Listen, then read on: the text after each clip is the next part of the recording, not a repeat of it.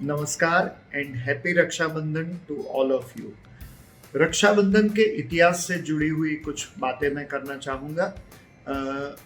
बलिराजा को जब पाताल लोक जाना पड़ा था और विष्णु भगवान को उनके द्वारपाल बनकर रहना पड़ा था, तब लक्ष्मी जी उस बात से बहुत परेशान थी। फिर नारद जी ने आइडिया दिया कि आप राखी लेकर वहाँ जाइए, और according to Narad ji's idea Lakshmi ji rakhi लेकर बलिराजा को बांधने गई। वो सावन की यानी श्रावण मास की पूर्णिमा का दिन था। उन्होंने उस दिन राखी बांधी, बलिराजा को अपना भाई बनाया और बदले में भेंट के स्वरूप में एज अ गिफ्ट विष्णु भगवान को क्या वो ले जा सकती है, ऐसा उन्होंने मांग लिया।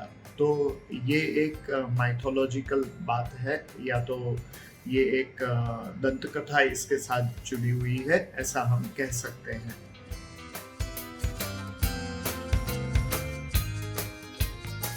रक्षाबंधन के साथ जुड़ी हुई दूसरी एक बात यह है कि महाभारत में शिशुपाल का जब वध हुआ सुदर्शन चक्र से, कृष्ण जी के सुदर्शन चक्र से, और वो सुदर्शन चक्र जब वापस आया कृष्ण जी के पास, तब उनकी उंगलियां कट गई थी सुदर्शन चक्र से। और तभी द्रौपदी ने अपनी साड़ी फाड़कर उन्हें वहां पट्टी बांध दी थी उंगलियों पे, और वो भी श्रावण की पूर्णिमा का दिन था। तो तब से कृष्ण भगवान ने वचन दिया द्रौपदी को कि वो उनकी रक्षा करेंगे, और बाद में तो सबको द्रौपदी के चीरहरण के प्रसंग के बारे में पता है। तो उस दिन से रक्षाबंधन की शुरुआत हुई कि जब कृष्ण भगवान ने द्रौपदी को अपनी बहन मानकर ये वचन दिया कि मैं तुम्हारी हमेशा रक्षा करूंगा। दोस्तों, राखी के मुहूर्त में दो चीजों का खास ध्यान रखा जाता है। सबसे पहली चीज तो ये है कि राखी जब आप बांध रहे हैं तब राहु काल नहीं होना चाहिए। राहु काल का अपशगुन लगता है, इसलिए उस दौरान राखी बांधना अवॉइड करना चाहिए। और दूसरी बात, भद्रा चल रही हो तब राखी नहीं बांधनी चाहिए। अब भद्रा का असर क्या है वो मैं बताता हूँ। भद्रा में राखी क्यों नहीं बांधी जाती है? भद्रा एक अशुभ काल माना जाता है, लेकिन उसके साथ जुड़ी हुई एक इंटरेस्टिंग कहानी ये है कि रावण की बहन शूर्पणखा ने उन्हें भद्रा काल में राखी बांधी थी। रावण शिव जी के भक्त होने के बावजूद उन्होंने इस बात का ध्यान नहीं रखा, इतने ज्ञानी थे फिर भी उनसे ये चूक हो गई कि उन्होंने भद्रा काल में शूर्पणखा से राखी बंधवा ली। तो उनका रक्षण होने के बजाय उसके बाद एक ही साल के अंदर उनका विनाश हो गया। अगर भद्रा काल में शूर्पणखा ने राखी नहीं बांधी होती तो शायद रावण का विनाश उस एक साल के दौरान नहीं होता। लेकिन विधाता ने जो भी तय किया होता है वो तो होता ही है। शायद इसीलिए शूर्पणखा को भी ऐसी मत सूझी होगी और रावण के भी दिमाग में ये नहीं आया होगा कि भद्रा काल में राखी नहीं बंधवानी चाहिए। अब मैं आपको बताता हूं कि राखी बांधते समय कौन सा मंत्र बोलना चाहिए। वो मंत्र ये है, ओम येन बद्धो बले राजा दानवेंद्रो महाबलः तेन त्वामपि बंधामि रक्षे माचल माचल। ये मंत्र बोलते बोलते आप अपने भाई को राखी बांध सकते हैं या किसी को भी राखी बांध सकते हैं।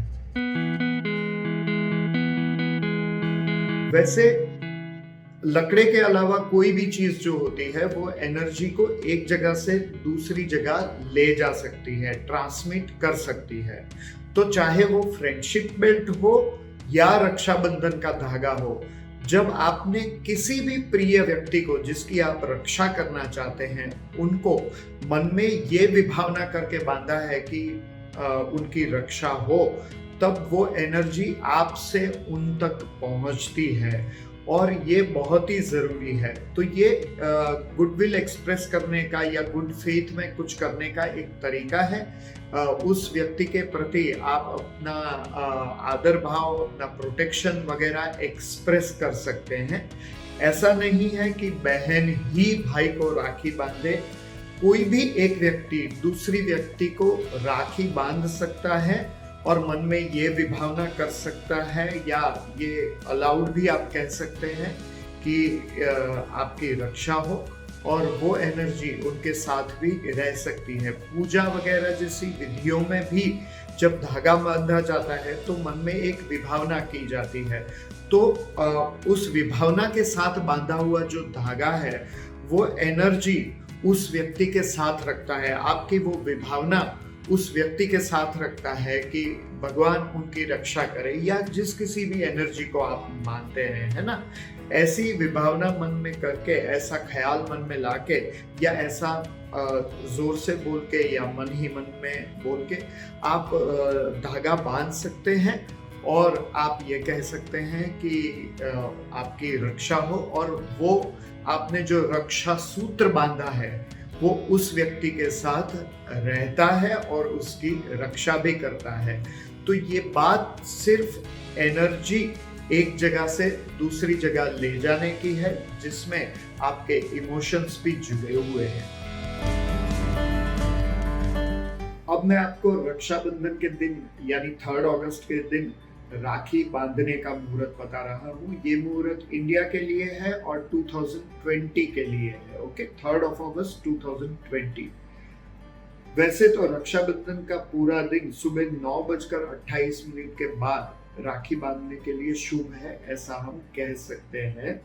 सुबह 9:28 पे भद्रा खत्म हो जाती है, तो भद्रा काल में यानी 9:28 से पहले, सुबह 9:28 से पहले कृपया राखी ना बांधे, उसके बाद बांधे। सुबह 9:28 से रात को 9:28 तक यानी 12 घंटे का जो समय है वो वैसे तो शुभ है। अब डिटेलिंग में अगर हम जाते हैं तो दोपहर 2:05 से शाम को 4:42 तक का समय भी शुभ है, और प्रदोष काल में 7:20 शाम को 7:20 से 9:28 तक का समय है, वो भी शुभ है। तो इस समय के दौरान राखी बांधी जा सकती है। Wishing all of you a very happy Rakshabandhan.